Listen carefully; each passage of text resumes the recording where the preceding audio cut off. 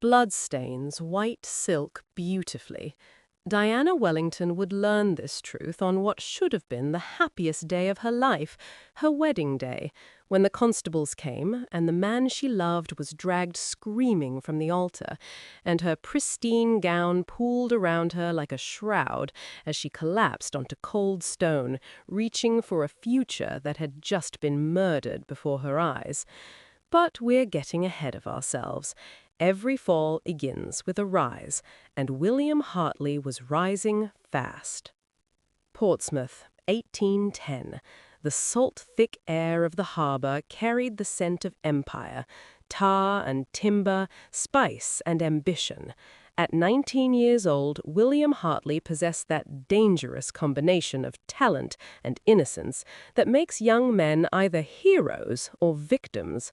The son of a modest sailor, he'd clawed his way to first mate aboard the HMS Windward through nothing but skill, integrity, and the kind of work ethic that makes older men both admiring and envious. His sun-bronzed face still held that openness, those warm brown eyes that hadn't yet learned to suspect the darkness in human hearts. He trusted the world because, foolishly, he believed the world was fair. "You'll have your own ship by year's end, lad." Captain Morrison clapped a weathered hand on William's shoulder as they stood on the deck, the successful voyage behind them, a golden future spreading before them like the horizon. William's chest swelled with pride, not the toxic kind, but the earned variety, the satisfaction of a man who'd worked honestly for honest reward. He was going to be a captain. He was going to marry Diana Wellington, the country squire's daughter with chestnut hair and hazel eyes that held entire worlds. He was going to build a good life through good work. He was going to have everything. And that, precisely, was the problem. Because in a darkened tavern 3 streets from the harbor, 2 men sat hunched over tankards of cheap ale, and the poison of envy was being distilled into something far more lethal: betrayal. Charles Spector, 25, a naval officer whose competence never quite matched his ambition, whose promotions never quite came fast enough, watched William through the grimy window with eyes that had long since turned from admiration to something corrosive. "He gets everything," Spector muttered, his refined voice slurring slightly with drink and resentment. "The promotion, the praise, and now Diana." Ah, yes, Diana. Beautiful Diana Wellington, who'd chosen the honest sailor over the well-connected officer, who'd looked at William Hartley and seen not his modest origins, but his magnificent heart. He'd courted her first, and she'd smiled politely and chosen another. Some men accept rejection with grace. Charles Spector was not such a man. Across from him, Arthur Palmer leaned forward, his purser's mind already calculating the arithmetic of destruction. Palmer was 28 and bitter about it, passed over for promotion in favor of a boy 9 years his junior, forced to watch William Hartley's meteoric rise while his own career stagnated in the thankless work of managing ship's supplies and accounts. "There are ways," Palmer said softly, "to bring a man down, ways that can't be traced." In the corner, Thomas Gray, the neighborhood tailor, drunk as usual, heard every word. Gray was 30 and weak, the kind of man who witnesses evil and does nothing because doing nothing is easier than doing right. He'd altered William's wedding suit just the day before, had seen the joy in the young man's face, had taken his coin with a smile. Now he sat silent, swimming in ale and cowardice, as 2 men plotted to destroy the life of an innocent. "Treason," Spector said, the word hanging in the smoke-thick air like a noose. "A letter, something French, something that looks like he's been corresponding with Napoleon's agents." Palmer's eyes glittered. "I can forge the handwriting. I've seen his logs often enough." The plan took shape like a demon being summoned, piece by piece, detail by detail, until something monstrous stood complete between them. They would plant a forged letter in William's sea chest, correspondence that suggested he'd been passing intelligence to the French. They would make an anonymous accusation. They would destroy him utterly, not with sword or pistol, but with paper and ink and lies. Thomas Gray heard it all. He said nothing. He drank another ale. He chose cowardice.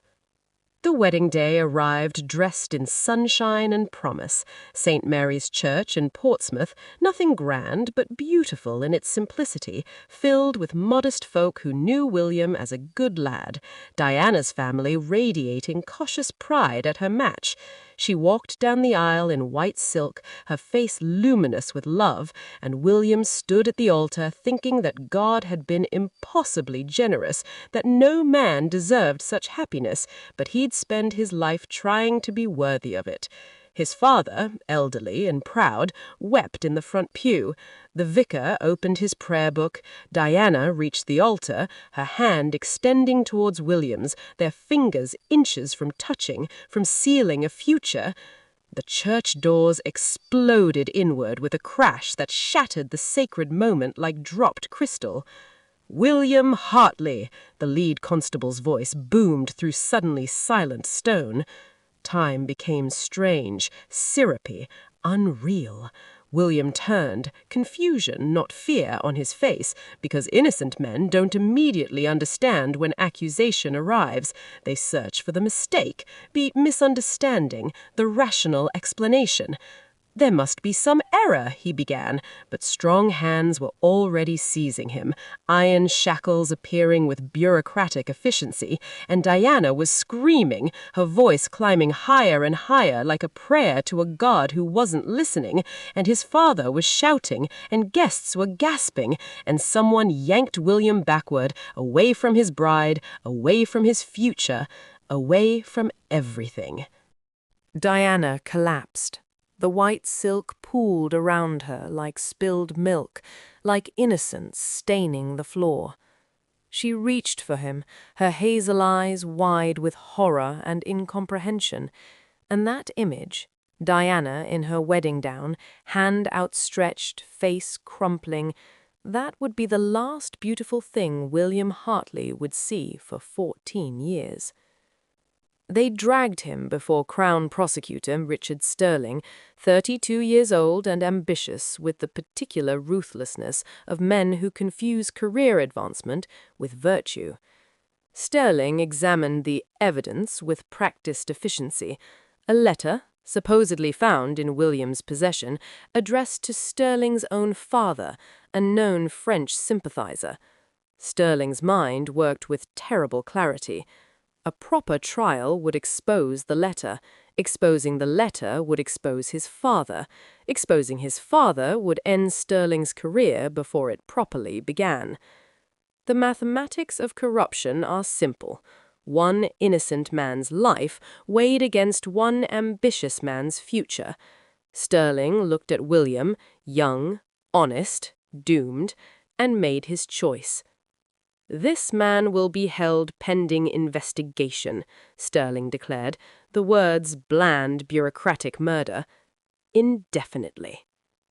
William Hartley disappeared into Dartmoor Prison that very night. Within 3 months, he was officially declared lost at sea, a tragic accident, case closed, file forgotten. Diana Wellington waited 18 months, descending through stages of grief like circles of hell, until Charles Spector began his campaign of sympathetic courtship. "Let me honor William's memory by protecting you." And her father's insistence and her own exhausted despair opened the door to a future she'd never wanted. William's elderly father died of a broken heart 6 months after the arrest, calling his son's name.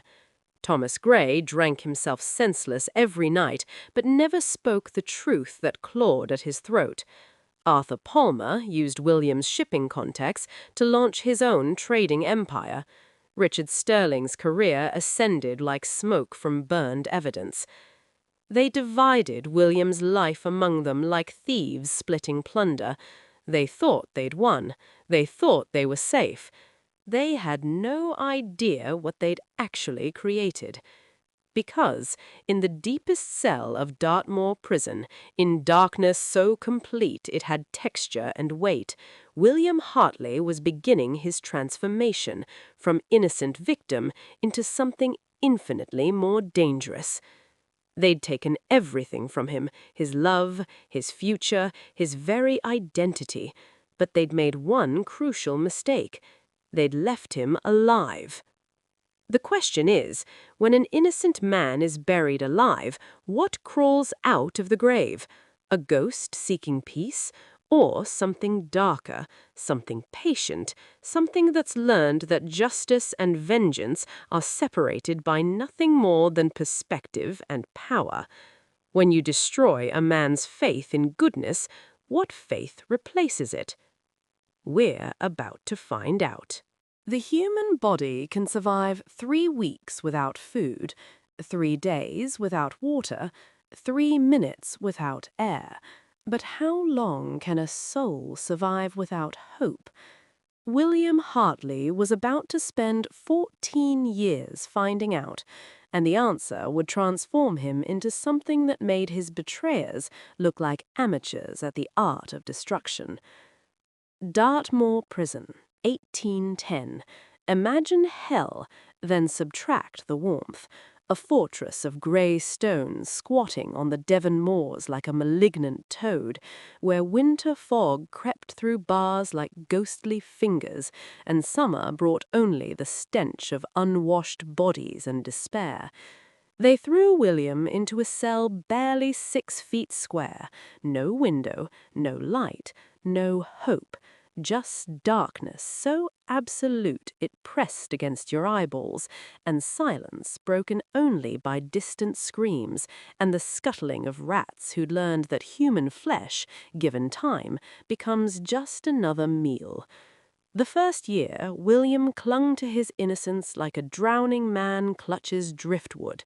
He shouted his protests through the iron door until his voice went hoarse, insisting to guards who'd heard 1,000 such claims that he was wrongly imprisoned, that there'd been a mistake, that someone would realize, that Diana would wait, that God was just and truth would prevail. The guards laughed. Not cruelly, that would have required caring enough to be cruel. They laughed with the casual indifference of men who'd learned that justice was a fairy tale parents told their children, and prison was where you discovered the truth. Month 3, they told him Diana Wellington had married Charles Spector. The guard delivered this news while William was shackled for his monthly delousing, casual as commenting on weather. Oh, that Wellington girl married that naval officer, Spector. Big wedding, they say. Beautiful bride. William vomited, not from the lice treatment, but from the image branded into his brain. Diana in white silk, but standing beside another man, speaking vows that should have been his, building a future in the space his death had created. That night, William Hartley tried to hang himself with strips torn from his filthy shirt. He failed. The ceiling was too low, the fabric too weak, his despair too inexperienced at the mechanics of self-destruction. He collapsed to the stone floor and wept until there was nothing left inside him but a vast, echoing emptiness.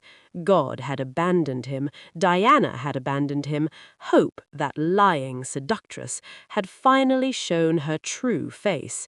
But here's what William didn't know, couldn't know, in that black cell where time had lost all meaning. The darkest moment comes just before something shifts, because in the cell adjacent to his, separated by 3 feet of stone, another prisoner was listening to his sobs, and that prisoner possessed something more dangerous than weapons, more valuable than freedom.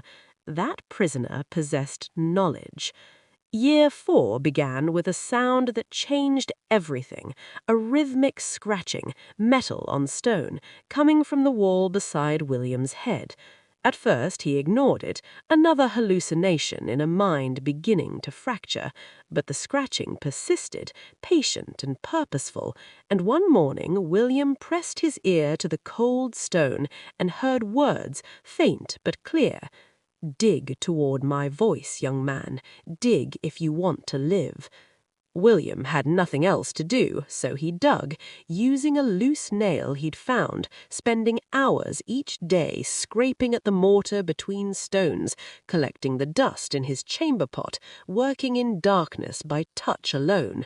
For 6 months he dug, his fingers bleeding, his nails splitting, but the work gave him something his suicide attempt hadn't: purpose, even if the purpose was mad, even if he was simply trading one form of death for another. It was movement, it was defiance, it was something other than surrender. The day the stone finally gave way, light spilled through the gap, candlelight impossibly bright after years of darkness, and with it came a voice aged and refined. "Ah, excellent. I was beginning to think you'd given up. That would have been disappointing. I've been preparing your education, you see, and I do hate wasted preparation."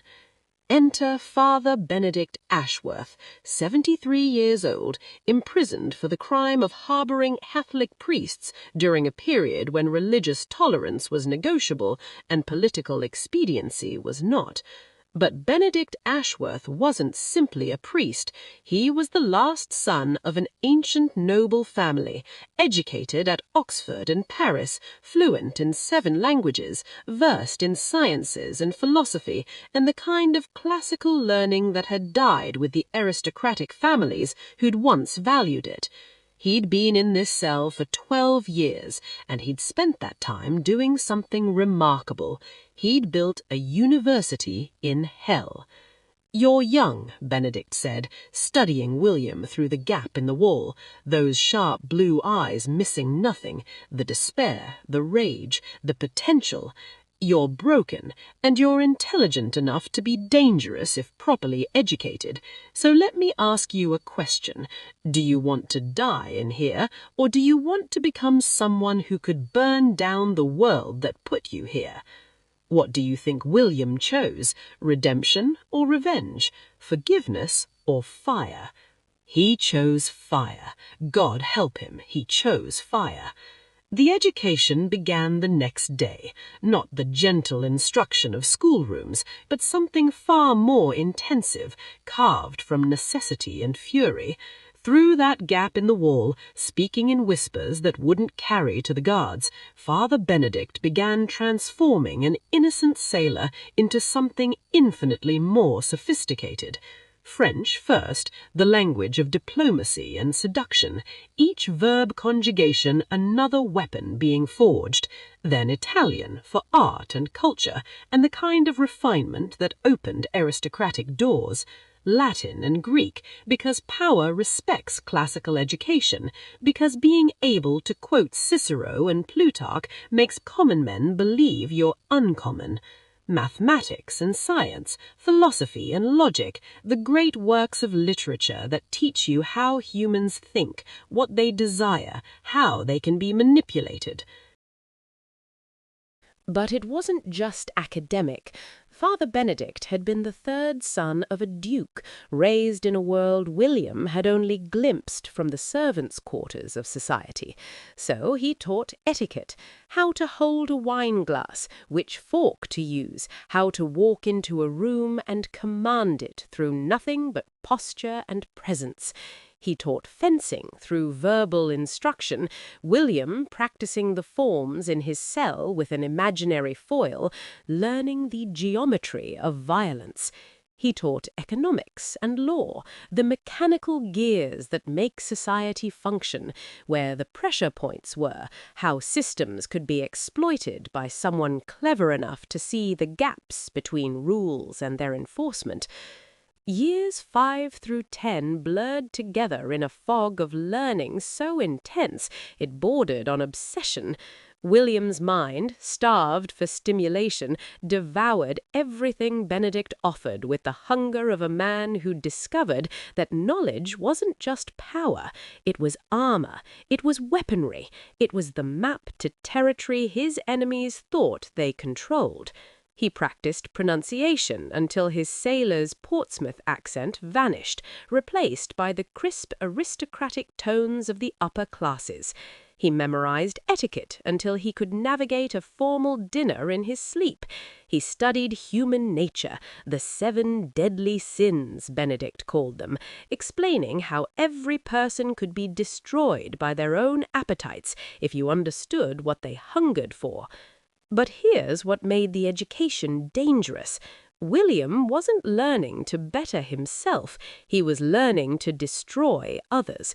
Every lesson, every language, every skill was being added to an arsenal of vengeance. When Benedict taught him about wine, William thought about poisoning. When Benedict explained aristocratic social structures, William plotted infiltration. The old priest watched this transformation with growing unease, recognizing that he'd created something monstrous, even as he continued teaching, continued pouring knowledge into a vessel shaped by rage. "Knowledge without wisdom is just another form of violence," Benedict warned one evening, his voice thin with age and concern. "Be careful, my son, that in pursuing justice you don't become the very evil you're fighting." William's response chilled the old priest's blood. "I don't want justice, father. Justice failed me. I want revenge, and you're teaching me how to take it." Year 11 brought the revelation that changed everything. Father Benedict Ashworth fell ill, not dramatically, but with the slow fade of an old body finally surrendering. He knew his time was ending, and he had one final gift to bestow, one final test of William's character. Through labored breaths, he told a story that sounded like fever dream, but was devastatingly real. The Ashworth family treasure, pirate gold stolen generations ago and buried on the family estate, now abandoned and overgrown, the location known only to Benedict as the last surviving Ashworth. £300,000 in gold sovereigns, Benedict whispered, his papery hand gripping William's through the gap in the wall. Buried beneath the chapel ruins on the old estate in Cornwall. The map is in my mind. Let me draw it for you with words. But listen to me, William. This wealth is both salvation and damnation. It can buy you the power to destroy your enemies. It can also destroy your soul. Choose carefully which destruction you pursue. William memorized every detail, distances, landmarks, the specific flagstone that marked the entrance to the hidden vault. His hands trembled, not with grief for the dying man, but with anticipation. Freedom was so close he could taste it, metallic and electric on his tongue. The treasure wasn't just money, it was transformation, it was rebirth, it was the key to becoming someone his betrayers could never recognize until it was too late. But they still needed to escape. For 2 years, William and Benedict refined the plan with the precision of desperate men who knew they had one chance and failure meant death. They observed the guard rotations, the body disposal procedures, the exact distance from the prison cliffs to the sea below. They waited for Benedict's inevitable death, because that death, that was their doorway to freedom. The night finally came. Father Benedict Ashworth died in the spring of 1824, 14 years after William's imprisonment, and William held the old man's hand through those final moments, watching life fade from those sharp blue eyes that had seen his transformation from innocent to instrument of vengeance. Benedict's last words were deliberate, chosen with priestly precision. "Vengeance is mine, saith the Lord, not yours, my son. Don't become—" But death interrupted before he could finish, and William chose to believe the sentence had been completed. Don't become hesitant. Don't become merciful. Don't become anything but the weapon you've forged yourself into.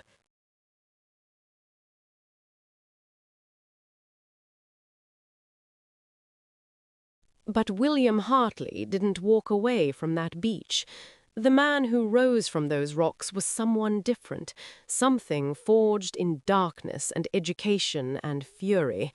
He made his way to Cornwall, following Benedict's memorized directions, found the abandoned Ashworth estate, overgrown with ivy and haunted by owls, and beneath the chapel ruins he dug until his hands bled and his back screamed, and then gold, glinting in lantern light, pile upon pile of sovereigns that hadn't seen daylight in 70 years. Enough wealth to buy a title, an army, a city, enough wealth to become anyone he wanted.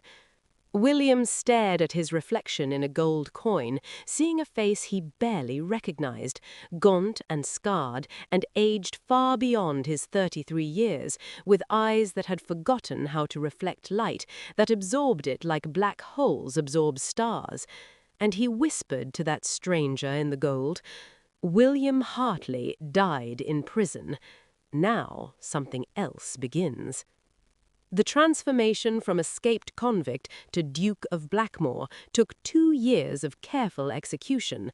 William traveled to Europe, using Benedict's education to pass as a cultured gentleman, building networks of contacts who never suspected his origins. In Naples, he saved a 15-year-old girl from a slave auction, Amara, daughter of an Indian Maharaja whose father had been betrayed and murdered by a British officer. When she told William the officer's name, he smiled for the first time in 14 years. Charles Spectre. The universe, it seemed, had a sense of irony. William purchased a dormant title, Duke of Blackmore, from a bankrupt estate, the kind of transaction that happened quietly in drawing rooms where aristocracy met commerce. He crafted a legend, mysterious nobleman who'd made his fortune in exotic Eastern trades, traveled extensively, collected rare artifacts, spoke a dozen languages, moved with the confidence of someone born to power, even though he'd been forged in hell. He hired the finest tailors, learned to wear wealth like a second skin, practiced the particular kind of arrogance that makes people believe you're important. And in 1825, the Duke of Blackmore arrived in London society like a comet entering atmosphere, beautiful, mysterious, and utterly destructive. The ballrooms opened for him, the drawing rooms welcomed him, the powerful sought his company, the ambitious sought his patronage, and not one of them, not Charles Spectre in his stolen happiness, not Arthur Palmer in his corrupt prosperity, not Thomas Gray in his drunken guilt, not Richard Sterling in his righteous hypocrisy, recognized the dead sailor they'd buried 14 years earlier. William stood in his new London mansion, dressed in aristocratic finery, worth more than his father's lifetime earnings, surrounded by servants and luxury and power, and he thought about Diana in her wedding dress, reaching for him, about his father dying of grief, about 14 years in darkness, learning languages and revenge, and he smiled, not with joy, with anticipation. The question is, when you've spent 14 years becoming a weapon, what happens when you finally point yourself at your targets? Does the weapon dispense justice, or does it simply destroy everything in its path? Can a man who's lost his humanity in pursuit of revenge still claim to be serving righteousness? And how do you aim vengeance precisely enough to only hit the guilty when innocents are always standing nearby? William was about to find out, and God help anyone standing between the Duke of Blackmore and the reckoning he'd spent 14 years preparing to deliver. Revenge tastes sweetest when served on fine china to people who don't realize they're eating poison.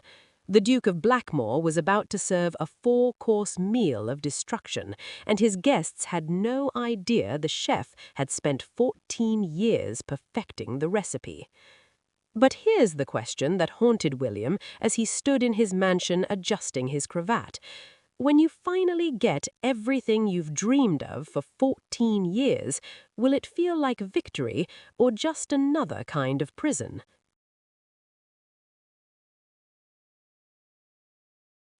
London, 1826. The ballroom at Devonshire House glittered with 1,000 candles, and the Duke of Blackmore entered like midnight walking. Pale from years without sunlight, dressed in black tailcoat that cost more than a working man's annual wage, moved through the crowd with the kind of magnetic presence that makes conversations stop mid-sentence. Women found excuses to be introduced, men sought his investment advice, and in the corner, sipping champagne and laughing too loud, stood Charles Spectre, now Lord Spectre of Blackwood, with absolutely no idea that his past had just walked through the door wearing aristocratic finery and a smile that didn't reach its eyes. But someone else noticed something the others missed. Diana Wellington, no, Diana Spectre now, though she wore the name like an ill-fitting dress, stood frozen across the ballroom, her champagne glass trembling in her hand.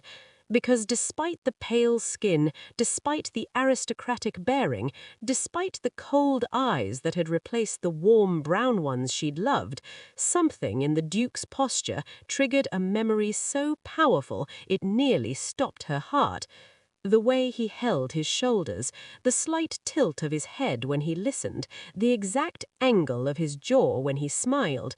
She whispered a name that had been dead for 15 years. William. The Duke's systematic destruction of his 4 betrayers unfolded like a masterclass in poetic justice. First came Arthur Palmer, the greedy purser who'd forged the accusation letter.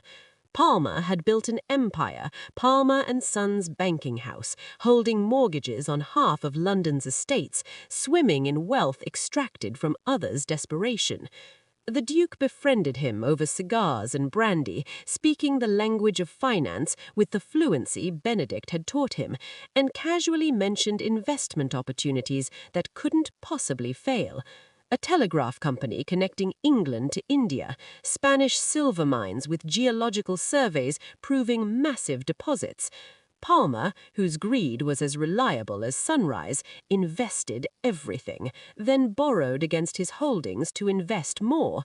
The telegraph company was a fiction, the silver mines were worthless rock, and when Palmer's empire collapsed like a house of cards in a hurricane, the Duke bought his debts for pennies on the pound and forgave them all, except one condition. Palmer would live, but in poverty, working as a clerk in the very bank he'd once owned, watching younger men occupy his office, forever reminded that the wealth he'd stolen through betrayal had vanished like morning mist. "Why?" Palmer asked when he finally understood who the Duke really was, his voice breaking. "Why not just kill me?" The Duke's response was colder than Dartmoor stone. Death would be mercy. I want you to live long enough to understand what you took from me. Every morning you wake up poor, remember, this is the life you gave me. Thomas Gray, the coward tailor who'd witnessed the plot and said nothing, met his reckoning through his own weakness. The Duke, using his Mr. Sinclair alias, befriended the drunken fool in his shabby inn, listened to his guilt-soaked ramblings, and planted an idea. One big robbery could solve all his problems. Easy target, no violence needed. Just break into a warehouse, take some goods, sell them quietly. Grey, desperate and drunk, agreed. The warehouse belonged to the Crown, the constables were waiting, and when Grey was arrested, facing transportation to Australia, he broke completely, confessing not just to the current crime, but to his cowardice 15 years earlier, sobbing out the entire story of how he'd heard Spectre and Palmer plot treason against an innocent man and done nothing. "I'm sorry," Grey wept as they loaded him onto the prison ship. "God forgive me, I'm so sorry." The Duke watched from the docks and felt nothing, not satisfaction, not vindication, just a vast, echoing emptiness where his humanity used to live. Richard Sterling, the corrupt prosecutor who'd buried William to protect his family's secrets, required more elaborate destruction because his crime had been the greatest. He'd perverted justice itself. The Duke, through careful investigation and well-placed bribes, uncovered a web of secrets. Sterling's father had indeed been a French sympathizer, and Sterling's wife, Lady Elizabeth, had poisoned the old man when his treasonous correspondence threatened to surface. For 10 years, she'd been the murderer everyone overlooked, because who suspects a titled lady of cold-blooded patricide? The Duke brought evidence before Parliament, testimony from servants who'd been too frightened to speak, chemical analysis of the old man's exhumed body. The scandal exploded like gunpowder. Sterling's illegal imprisonment of William came to light, his career evaporated, his wife faced the gallows, and his innocent daughter Valentine, 16, beautiful, engaged to a promising young diplomat, saw her entire future crumble because society doesn't distinguish between the guilty and their children. Valentine came to the Duke's mansion one rain-soaked evening, dressed in mourning black, her face ravaged by tears. She was shown into his study where he sat reading correspondence, and when he looked up, he saw something that struck him like a blade between the ribs. Her eyes held the same desperate innocence his own had carried the day they'd arrested him at his wedding. "Please," she whispered, her voice barely audible, "my father's sins aren't mine. Why am I being punished? What did I do except be born to the wrong man?" The Duke stared at her, and for the first time in 14 years, William Hartley stirred in the ruins of the person he'd become. This girl, she was him, 15 years ago, innocent and destroyed by someone else's crimes.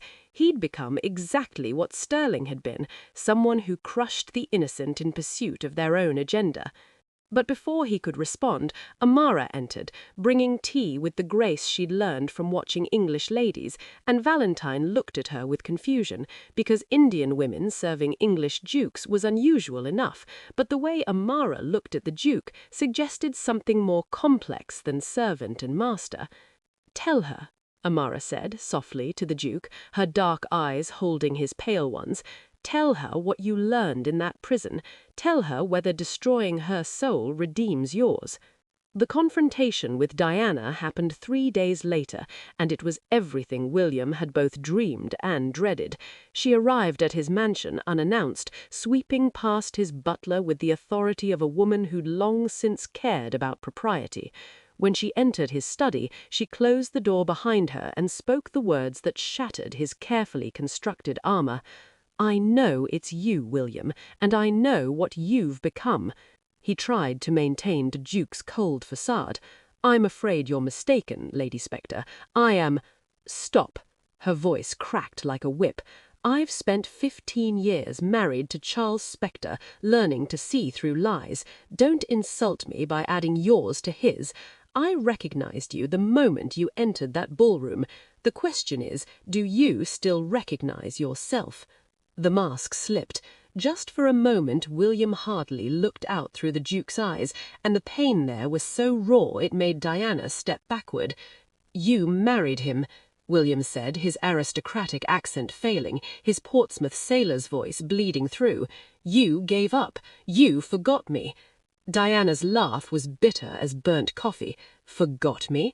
I waited 18 months while my father insisted you were dead, while Charles whispered condolences and promises, while the entire world told me to move on.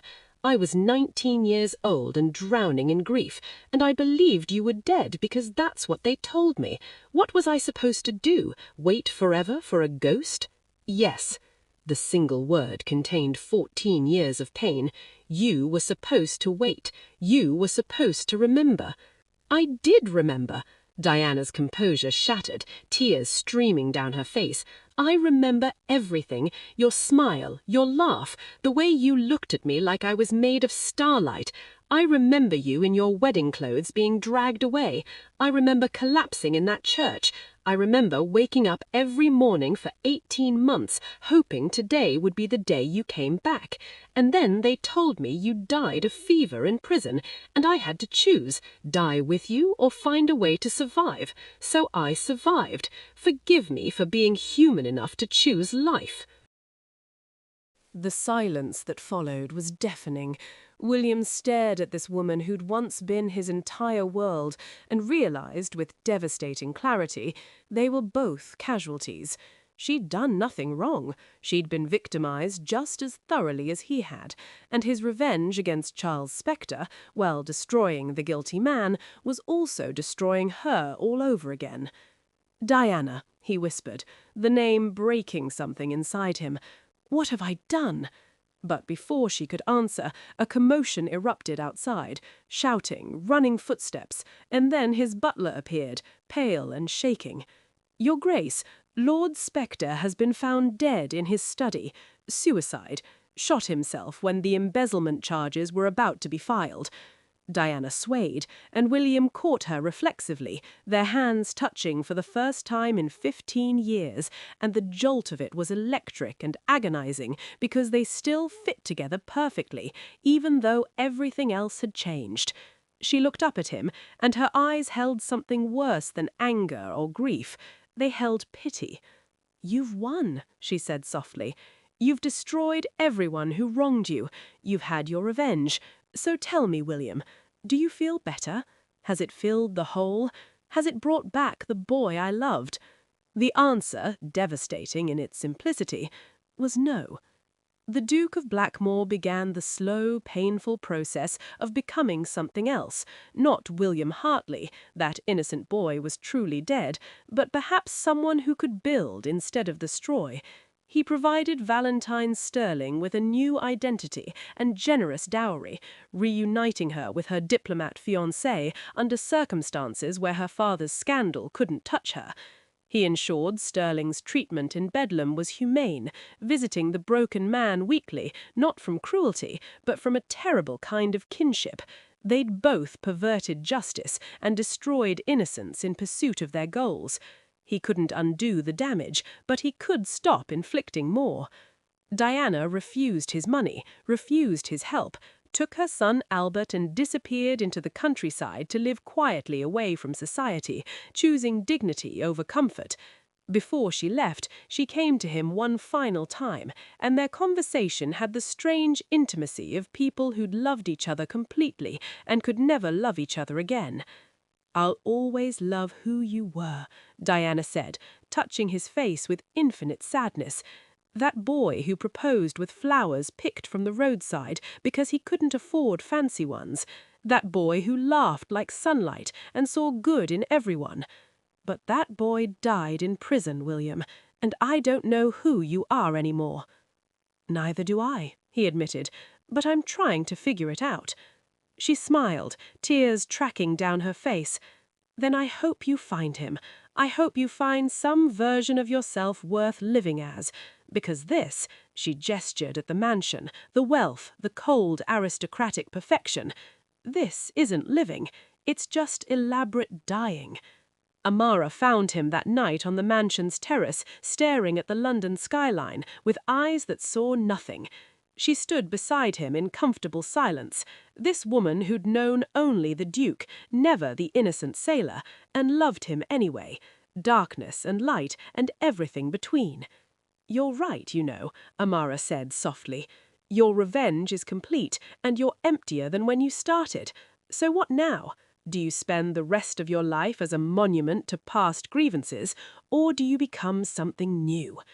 William turned to her, really seeing her for the first time, not as a rescued ward, not as a testimonial weapon against Spectre, but as a woman who'd survived her own trauma and chosen hope over hatred. "You've loved me even knowing what I was," he said, wonder in his voice, "even knowing I'd become a monster." "You saved me from slavery," Amara replied, taking his hand. "You gave me life when I'd been reduced to property. And yes, I've watched you pursue vengeance for 2 years, and I've seen how it poisoned you. But I've also seen you stop. I've seen you choose mercy for Valentine. I've seen you visit Sterling not to gloat, but to understand. The capacity for that choice, that's not monstrous. That's human. That's the man I love." 6 months later, the Duke of Blackmore married Amara in a quiet ceremony with no guests except Valentine, Sterling, who attended disguised and grateful, carrying a secret that would never be spoken.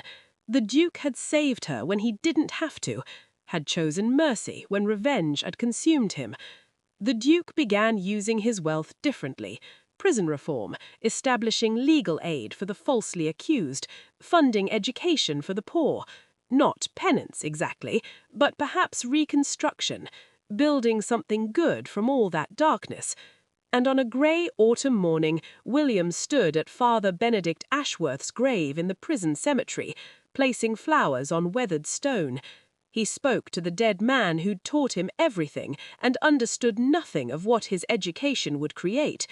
"You were right, Father. Vengeance was never mine to take. It destroyed everyone it touched, including me. But perhaps redemption can be. Perhaps becoming someone worthy of mercy is harder than seeking revenge, but more valuable. Perhaps the second chance I've been given isn't to punish evil, but to create good. Perhaps that's the real revenge, refusing to let their betrayal turn me into them." The wind carried his words away over the moors where he'd once been imprisoned, and William turned his back on the past, walking towards the future with Amara at his side, uncertain, damaged, but finally free. So here's my question for you. In a world that constantly wrongs us, that betrays trust and rewards cruelty, what's the braver choice? Pursuing the revenge you've earned, or choosing mercy you haven't? When someone destroys your life, do you destroy theirs in return, or do you prove that their evil couldn't corrupt your soul? Drop your thoughts in the comments below, because this story might be over, but the question it asks is one we all face every time someone hurts us. Are you team revenge or team redemption?